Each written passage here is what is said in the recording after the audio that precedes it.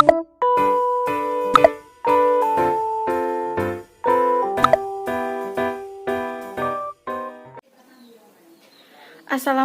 warahmatullahi wabarakatuh. Selamat pagi anak-anak. Untuk memulai pembelajaran hari ini, kita berdoa terlebih dahulu ya, menurut agamanya masing-masing. Berdoa mulai. Selesai. Ibu absen terlebih dahulu ya. Apakah ada yang tidak masuk? Alhamdulillah, jadi masuk semua ya. Baik, hari ini kita akan membahas materi tentang tekanan zat ya. Sudah siap kan untuk memulai pembelajaran hari ini? Baik, Ibu akan menampilkan PPT ya anak-anak.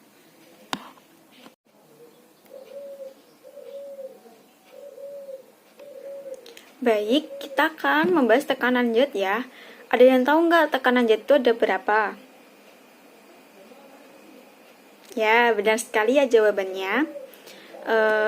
Jadi kita pertama dulu membahas tentang pengertian tekanan zat ya. Tekanan zat merupakan suatu gaya yang bekerja pada waktu bidang miring tiap satuan luas bidang tersebut. Tekanan zat dibagi menjadi 3 macam.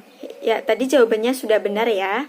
Yang pertama ada tekanan zat padat, yang kedua ada tekanan zat cair, yang ketiga ada tekanan zat gas. Jadi yang pertama kita akan bahas tekanan zat padat. Rumusnya itu P sama dengan F per A. P untuk tekanan, F untuk gaya, dan A luas permukaan. Dihafalkan ya rumusnya. Diingat-ingat. Jangan sampai lupa jika nanti ada soal ya. Kemudian, contoh penerapan tekanan zat itu pada sol sepatu yang berupa tonjolan yang bisa menekan lebih kokoh ke tanah. Bisa dilihat ya di samping ada gambarnya ya, sepatu bolanya. Contoh lainnya itu pada saat kita menggunakan sepatu high heels, itu juga tekanannya akan besar saat kita melangkah di tanah. Kesimpulannya adalah untuk tekanan zat padat, semakin kecil luas permukaannya, maka tekanan yang dihasilkan akan semakin besar ya. Kemudian yang kedua ada tekanan zat cair atau hidrostatis.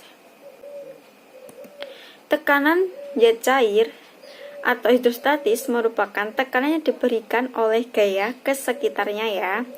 Jadi semakin besar kedalamannya, maka tekanan zat cair akan semakin besar pula ya. Paham? Baik, akan Ibu lanjutkan lagi. Jadi tekanan akan semakin besar dalam kedalaman yang sangat dalam. Didapatkan rumus P sama dengan Rho kali G kali H ya. Untuk P itu tekanan hidrostatis atau tekanan zat cair, Rho itu massa jenisnya, G itu percepatan gravitasinya, dan H itu kedalaman cairan dari permukaan. Contoh penerapannya itu yang pertama, pada saat kita menyelam, semakin dalam kita menyelam, telinga kita akan semakin sakit dikarenakan meningkatnya tekanan hidrostatisnya. Jadi pada saat kita menyelam itu kita tidak bisa sampai ke dasar laut misalnya. Nanti kita tidak bisa bernafas walaupun ada oksigen, terus kemudian itu telinganya akan sakit, denyut jantungnya juga akan mengecil ya, detak jantungnya itu akan rendah. Jadi saat kita menyelam itu pasti ada rata-rata kedalaman yang bisa kita selami ya.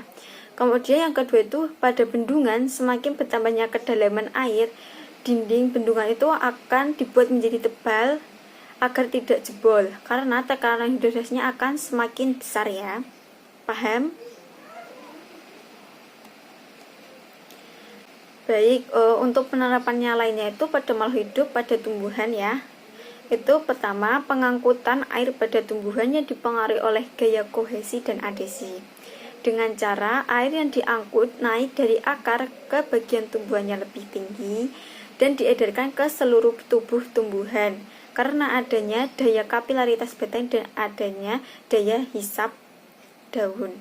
Yang kedua itu pada pengangkutan nutrisi pada tumbuhan melalui penerapan osmosis dengan cara daun di daerah yang mempunyai konsentrasi gula yang tinggi akan mengedarkan pengangkut nutrisi ke seluk ke bagian tumbuhan lain di daerah dengan konsentrasi gula yang rendah. Kemudian kita akan bahas tekanan zat gas ya. Tekanan zat gas merupakan tekanan udara pada suatu tempat yang dipengaruhi oleh ketinggian. Contohnya tekanan zat gas itu pasti pada penerapan saat kita ada balon udara. Semakin bertambahnya ketinggian, maka semakin berkurangnya tekanan udara. Sebaliknya, semakin berkurangnya ketinggian, maka semakin bertambahnya tekanan udaranya ya.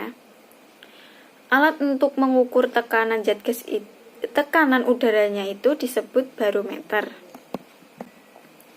Menurut Torricelli, hubungan antara ketinggian dan tekanan udara itu didapat rumus H sama dengan 76 IMHG dikurangi P barometer dikali 100 meter. Untuk H itu untuk ketinggian tepatnya, dan P barometer adalah tekanan yang terbaca di barometer. Jadi ketika kita ingin mengetahui ketinggian tepatnya, kita harus melihat tekanan udaranya yang dibaca oleh barometer, alat barometer. Contoh penerapannya itu menggunakan percobaan Erlenmeyer yang berisi air yang ditutupi balon, kemudian air dipanaskan, maka balon akan mengembang dan mengakibatkan partikel gas pada Erlenmeyer bergerak cepat dan akan mengalami pemuaian sehingga balon akan mengembang. Nah, contoh lainnya itu pada makhluk hidup, tekanan gas pada proses pernapasan manusia. Tadinya kita membahas hubungan tekanan udara dan ketinggian. Setelah ini akan bahas tekanan udara dan volume. Saat inspirasi, rongga dada membesar supaya volume paru-parunya itu membesar. Saat volumenya paru-paru itu membesar, tekanan paru-parunya itu juga tekanan paru-parunya itu akan mengecil. Akibatnya udara masuk dan kita bisa bernafas. Sebaliknya, saat ekspirasi, volume paru-paru mengecil dan tekanan dari paru-parunya itu akan membesar.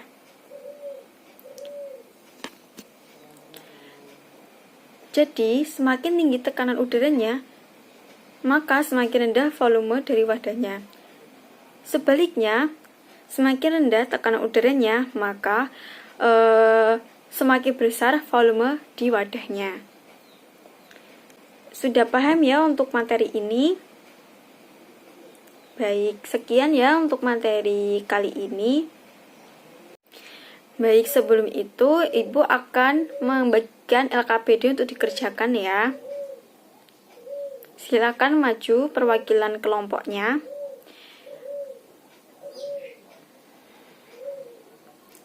Baik, sudah dapat semua ya per kelompok.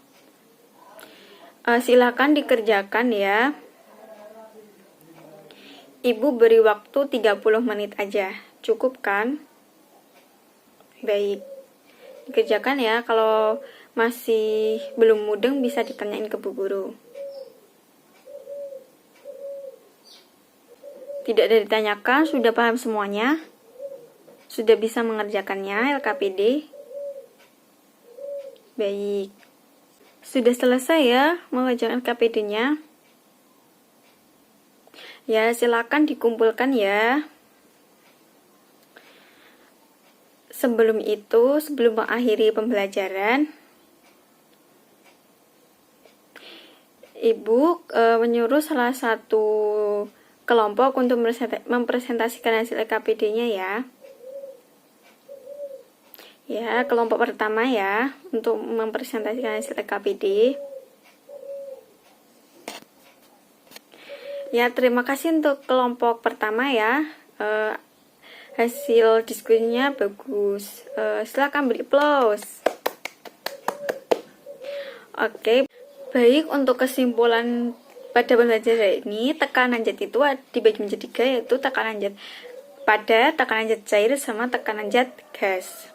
Untuk tekanan zat padat itu, semakin kecil luas penampangnya, maka tekanan yang dihasilkan akan semakin besar. Untuk tekanan zat cair, semakin besar kedalamannya, maka tekanan zat cairnya akan semakin besar. Tekanan zat gas, semakin bertambahnya ketinggiannya, maka semakin berkurangnya tekanan udaranya. Sebaliknya, semakin berkurangnya ketinggian, maka semakin besar pula tekanan udaranya. baik, sekian ya pembelajaran hari ini. Semoga bermanfaat. Untuk pembelajaran besok kita masih membahas tekanan zat, tapi kita akan membahas ada hukum Archimedes atau hukum Pascal ya. Sekian pembelajaran hari ini. Wassalamualaikum warahmatullahi wabarakatuh.